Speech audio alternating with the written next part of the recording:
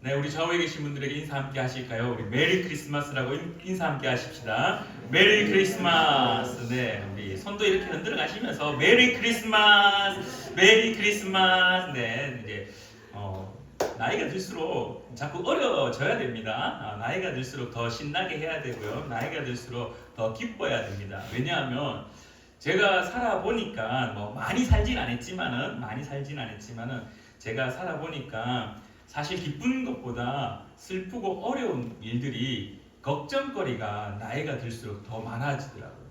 그래서 웃을 날은 몇 번 없습니다. 언제 웃냐 하면은 뭐 자녀 아니면 뭐 손자들이 재롱 부릴 때 말고는 TV 프로그램이나 개그 콘서트 같은 거 그냥 개그 프로그램 볼 때나 웃지.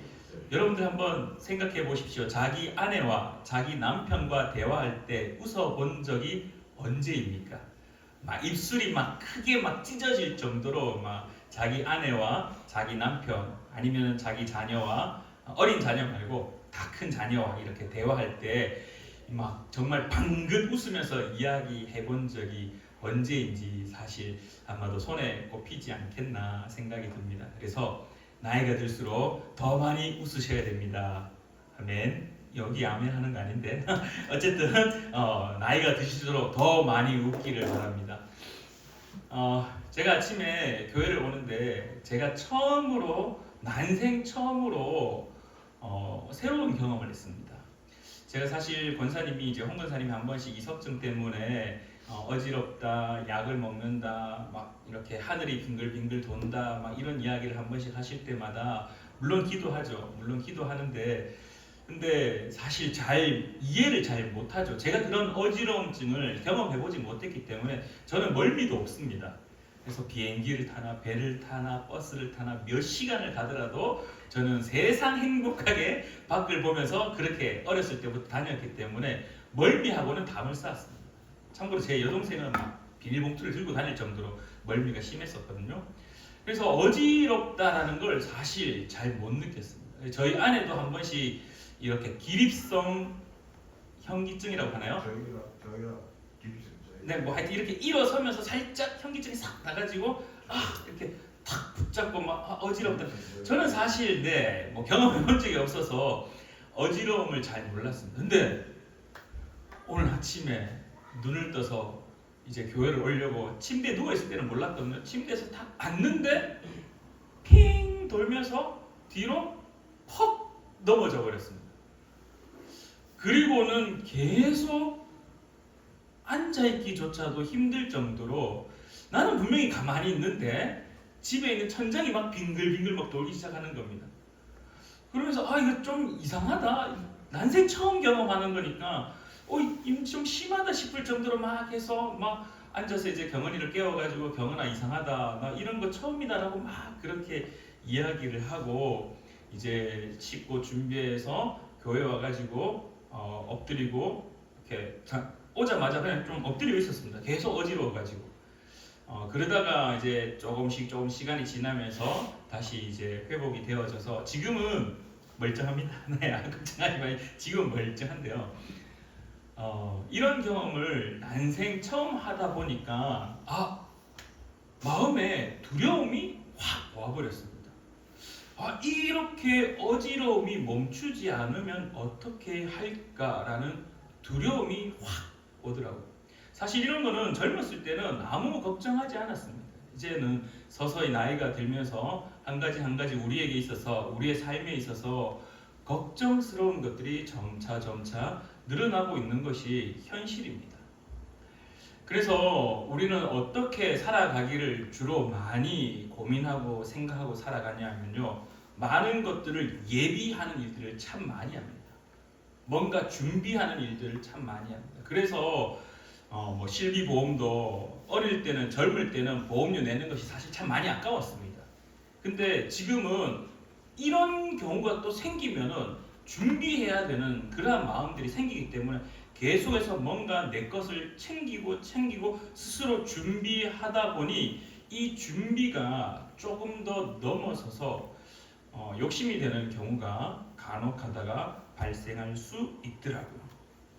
제가 왜 이런 이야기를 하냐 하면은 오늘 본문 말씀에 우리가 지난주에 이어서 함께 좀 고민해 보고자 하는 포커스도 여기에 연관되어져 있습니다. 우리 지난주 말씀을 다시 한번 떠올려 보면, 아니 지난주가 아니죠, 엊그제 주일, 소위 그냥 이번 주 주일이었죠. 그냥 주중이니까 지난 주일에 예배 때 말씀에 한마디로 요약하자라면 그 키워드는 하나님의 열심이었습니다. 주인이, 포도원 주인이 우리가 나눴듯이 직접, 그 당시에는 직접 나서는 자들이 없었습니다. 다 시키고, 오늘 8절 말씀에도 청지기가 있다라는 사실은 집에 일하는 돕는 자가 있었다라는 겁니다. 그러면은 그를 통해서, 얘야 너가 가서 더 많은 사람들을, 일할 사람들, 일꾼들을 좀 모아와라 라고 해도 되는데, 우리가 읽었던 본문 말씀에는 아침 일찍, 이른 아침에, 아침 6시, 새벽 6시에 직접 주인이 뛰어서 나가서 그 많은 사람들을 모아와서 일을 하게 했습니다. 아침 6시에도 나갔었고, 오전 9시에도 나갔었고, 낮 12시에도 나갔었고, 오후 3시에도 나가고, 심지어 오후 5시에도 나가서 일할 사람들을 다 불러 모았습니다. 직접 나섰다라는 그 의미를 통하여서 우리가 조금 더 이걸 확대 해석해서 그 주님의 열심, 나를 구원하고자 하는, 나의 어떤 형편을 다 아시기 때문에 나를 구원하고자 했던 그 하나님의 열심을 우리가 지난주에 나누었다라면, 오늘 나눈 이야기는 여기에서 조금 더 진전되어져서 우리가 본문 말씀에 읽었듯이 이게 일이 다 마무리가 되었습니다. 8절 말씀에 저물매라고 이야기합니다. 아마도 해가 떨어질 시간이 언제였느냐라고 질문하면은 일상적인 해 떨어지는 시간은 6시, 오후 5시에도 일꾼을 구하러 갔다라는 건, 아마 그때도 이미 해가 뉘엿뉘엿 이제 떨어지는 시절이지 않았을까, 시간이지 않았을까. 짧게 잡으면은 오후 6시 정도에 이제 일들을 다 마무리하였을 것이다라고 많은 학자들이 이야기를 하는데요. 어찌되었든 저물었습니다. 해가 저물어서 포도원 주인이 청지기에게 말합니다. 얘야, 오늘 일한 모든 사람들에게 일당을 다 나누어 주어라 라고 이야기합니다. 품꾼들을 불러 나중 온 자로부터 시작하여 먼저 온 자까지 삭슬 주라 하니, 이제 제일 마지막에 오후 5시에 왔던 사람이 삭슬 받습니다. 근데 삭슬 받는 걸 보니까 한 데나리온을 받는 겁니다. 오후 3시에 온 사람도 삭슬 받는데 또 한 데나리온을 받는 겁니다. 12시에 온 사람도 한 데나리온을 받았습니다. 아침에 9시에 온 사람도 한 데나리온을 받았습니다. 6시에 온 사람도 얼마를 받았을까요? 오늘 성경은 이렇게 이야기합니다. 일을 많이 했으니까 나는 저들보다 일을 많이 했으니까 더 많이 받겠지라고 사실 마음에 작은 소망을 꿈꾸었습니다. 근데 받은 것은 얼마입니까? 한 데나리온입니다. 그래서 많은 이들이 이 본문을 읽을 때마다 이 주인은 공정하지 않다라고 이야기를 참 많이 합니다. 그래서 예전에 저도 이 성경을 읽을 때마다 어떻게 이런 말씀이 기록될 수 있을까? 우리가 살아가고 있는 자본주의의 시장 경제 논리로 봤을 때는 일한 만큼 보수를 받는 게 당연한 건데, 아침에 6시부터 새벽부터 아침 일찍 나와서 그렇게 열심히 일한 사람과 오후 5시에 와서 일한 사람의 노동의 삭시 똑같다라는 것은 사실 공정하다라는 입장에서는 그렇게 반가운 소식은 아닙니다. 5시에 일한 사람은 6시에 다 정리했다라면 1시간만 일한 사람이지 않습니까? 근데 아침에 6시부터 오후 6시까지 일한 사람은 12시간을 일한 사람입니다. 근데 한 데나리온을 받았다라는 것.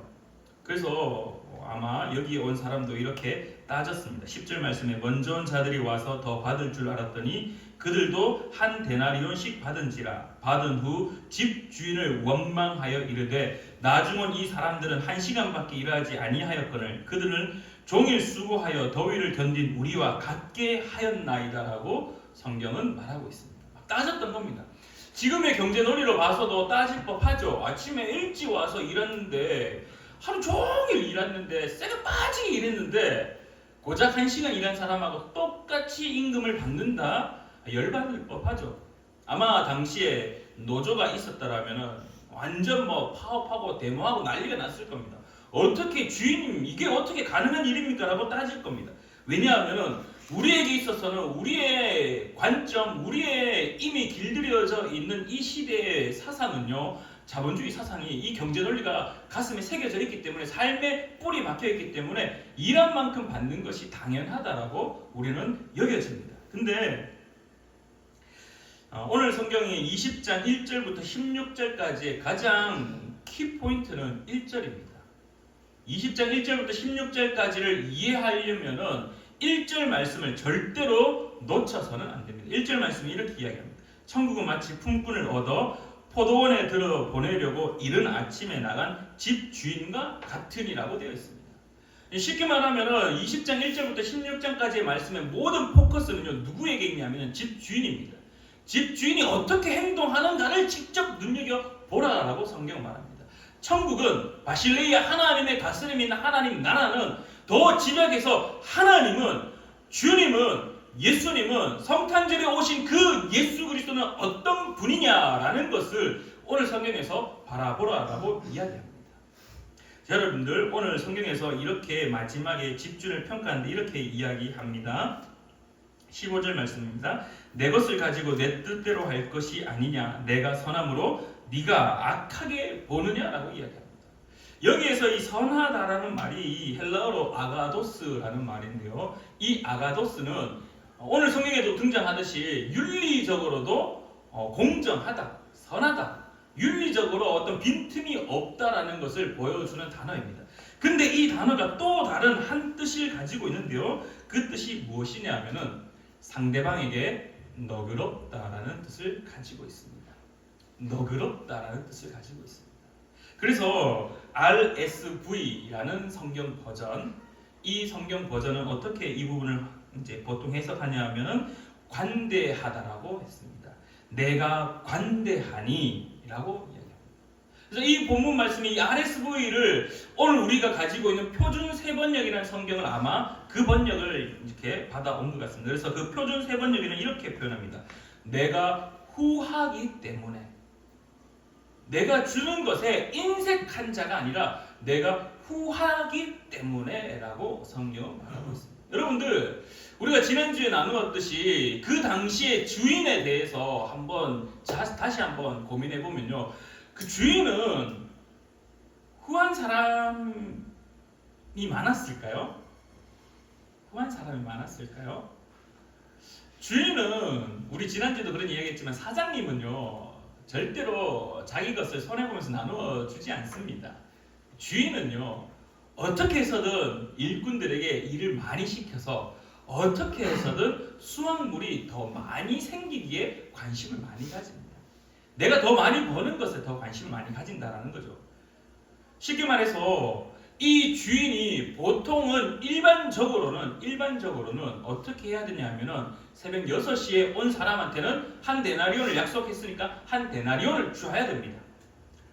근데 오후 3시에 온 사람과 오후 5시에 온 사람은 한 데나리온을 주어서는 안 됩니다. 주인의 입장에서는. 왜? 아깝지 않습니까? 하루 종일 일한 사람하고 꼴랑 1시간 일한 사람하고 똑같이 주는 거는 주인의 입장에서는 사실 그렇게 좋은 게 아닙니다. 시간의 차이를 두고 최대한 안 줄 수 있을 만큼 안 주는 것이 당시의 주인의 모습이었다라는 겁니다. 어떻게 해서든 노동력을 착취하는 것, 어떻게 해서든 열정의 그 페이를 빼앗아내는 것, 너 고생한 만큼 내가 줄게가 아니라 너 이렇게 약속했지만 너 이토록 끝까지 고생해. 그래 너 이것밖에 하지 않았지? 그래 넌 요것만 줄 거야 라고 철저히 계산하는 것이 당시의 주인이고 오늘 우리가 살아가고 있는 이 시대의 경제 논리입니다. 근데요, 오늘 우리가 다시 한번 눈여겨보아야 될 단어가 있습니다. 13절의 하반절에 이렇게 이야기합니다. 내가 나와 한 데나리온의 약속을 하지 아니하였느냐라고 이야기합니다. 여러분, 한 데나리온은 어떤 만큼의 금액이냐 하면은 요즘으로 따지면은 제가 질문 하나 해볼게요. 동건 집사님, 하루에 일한 분들에게 이렇게 돕는 사람에게 일단 얼마 정도 주십니까? 보통 일을 하면은 13만 15분이야. 13만 원 정도. 이 한 데나리온이 13만 원입니다. 그러니까 하루를 살아갈 수 있는 최고의 딱 기준치가 한 데나리온이었습니다. 그래서 일용직 노동자에게 하루 일당이 얼마냐라고 물으면은 한 데나리온이었습니다. 이걸 조금 더 우리가 조금 더 그냥 단순하게 하루 일당으로 여기지 말고 또 다른 편으로 한번 바꿔서 이야기하면요. 한 사람 아니 한 가정이 하루를 살아갈 때 꼭 필요한 만큼의 돈이다라는 겁니다. 그렇게 본다라면 한 데나리온이 그냥 돈 13만 원 정도의 금액으로만 환산하는 것이 아니라 한 가정이 하루치 살아가야 될 필요한 만큼의 무조건 있어야 될 금액이라면은 오늘 성경에 등장하고 있는 일용직 노동자들 새벽 6시에 왔던 사람부터 오후 5시에까지 왔던 사람들 그 모두 다 이만큼의 돈이 필요한 사람들입니다. 아니 오히려 오후 5시에 온 사람들 입장에서는 더 절실했을 겁니다. 내가 이 돈을 받지 못하면은 내가 이 한 데나리온을 받지 못하면은 내 가정이 내일 어떻게 살아가야 될까 오늘 어떻게 살아가야 될까라는 고민과 두려움과 힘듦이 그 속에 숨겨져 있다라는 사실입니다. 그래서 오늘 성경의 이 포도원 주인은 단순히 한 데나리온 하루치 일당만을 준 것이 아니라 그 한 사람의 그 한 가정이 하루를 살아가야 되는 그 최소한의 것을 지켜주었다라는 겁니다. 그냥 단순하게 내가 돈이 많아서 후하게 준다라는 돈이 많아서 그냥 막 다 퍼준다라는 의미라기보다는 오늘 포도원의 주인의 입장에서 무엇이 그에게 보였느냐 하면은 새벽 6시에 오던 사람이든지 낮 12시에 오던 사람이든지 오후 5시에 오던 사람이든지 이 사람은 일용직 노동자로서 하루 일당을 받으면 그것으로 어디 술집 가갖고 흥청망청 쓰는 사람이 아니라 그 하루 버는 것으로 그 가정이 하루를 살아가야 될 수밖에 없는 최소한의 금액. 그래서 그 주인의 눈에는 일한 만큼 수고한 만큼 주겠다의 의미보다 너의 가정이 살아갈 수 있는 것을 내가 지켜주겠다는 의미가 그 속에 포함되어 있다는 겁니다. 그러니까 아침에 6시에 오던 사람이건 오후 5시에 오던 사람이건 그 주인의 마음에 포도원 밭의 주인의 마음에는 너가 일을 해서 이것밖에 못해서 이것만 줄 게가 아니라 너 이것밖에 못했지만 너가 살아갈 수 있는 최소한의 것을 내가 지켜주겠다. 그 마음이 누구의 마음이었느냐? 바로 주님의 마음이었다라는 것입니다. 오늘 포도원의 주인이 우리는 예수 그리스도로 여기고 있습니다. 그 예수님 마음이 오늘 어떤 마음이냐 하면은 우리의 삶의 형편들을 다 알고 계시기 때문에 오늘 주님은 우리가 살아갈 수 있는 최소한의 것, 우리가 주기도문 할 때 이렇게 기도합니다. 일용할 양식을 어떻게 하려고요? 일용할 양식을 달라고 우리가 기도합니다. 쉽게 말하면 오늘 한 데나리온은 이 일꾼들의 일용할 양식이었다는 거예요. 오늘 포도원 주인은 그 일용할 양식을 지키고자 하는 마음이 그의 마음에 있었다는 겁니다. 그래서 천국은 마치 집주인과 같다. 어떤 집주인? 새벽에 6시에 오든 오후 5시에 오든 그 하루의 삶을 살아가는 그 어떤 사람이건 간에 그 사람의 하루의 삶을 지키고자 철저하게 그 사람의 삶을 지켜주려고 관대하신 분, 후하신 분이라는 사실을 선하다라고 오늘 성경은 표현하고 있다라는 겁니다. 더 나아가서 또 이것이 연관되어지는데요. 여러분들 잘 한번 생각해 보십시오. 가장 손해보는 사람은 누구입니까? 오늘 성경의 본문에 가장 손해보는 사람은 누구입니까? 시장 논리로, 자본주의 시장 경제 논리로 가장 손해보는 사람은 집주인입니다. 집주인입니다. 그렇지 않습니까? 받는 사람은요, 땡큐죠. 받는 사람은 원래 아침 6시 온 사람은 한 데나리온 약속했으니까 한 데나리온 받는 건 맞는 거고 오후 5시 1시간밖에 일 못했지만 그래도 한 데나리온 주셨으니까 땡큐입니다. 그렇게 봤을 때 집주인은요, 경제놀이로 봤을 때 집주인이 가장 손해본 사람입니다. 가장 손해보는 사람입니다. 왜? 시간대별로 요즘 뭐 그거 뭐죠? 그 시간에 주는 수당? 최저임금 딱 해갖고 다 칼같이 분단위로 찍어가지고 출근 도장 딱 찍고 퇴근 도장 딱 찍으면 그 시간에 맞춰서 탁탁탁 계산해서 줘야 되는 게 우리가 살아가고 있는 이 시대의 경제 논리고 이 시대의 사장님들입니다. 근데 오늘 본문 말씀에 포도원 주인은요, 누가 가장 손해봤냐라는 질문 앞에서는 이 포도원 주인이 가장 큰 손해를 본 사람입니다. 계산하지 않았고 약속한 것을 주었다라는 사실에 우리는 다시 한번 이 본문 말씀을 바라볼 수밖에 없다라는 것입니다.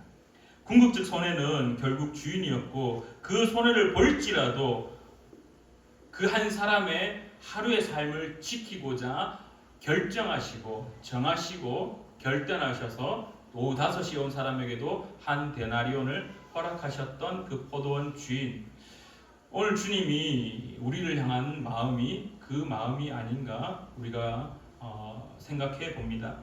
오늘 20장 1절부터 16절까지 지난주에 이어서 함께 고민하고 함께 나누었던 말씀에 가장 중요한 것은 포도원 주인, 그 집 주인, 포도원을 가지고 있는 주인의 태도였습니다. 일꾼을 구하기 위한 열심이 그에게 있었고 단순하게 경제 논리로 따져서 일한 만큼만 주려고 했던 것이 아니라 그 마을에 살아가고 있는 수많은 일용직 노동자들의 삶을 지켜주기 위하여서 결국 궁극적인 손해를 본 사람은 주인이지만 그 손해를 감수하더라도 그 일꾼들의 삶을 지켜주려고 했던 분이 누구냐? 바로 집주인이라는 사실입니다.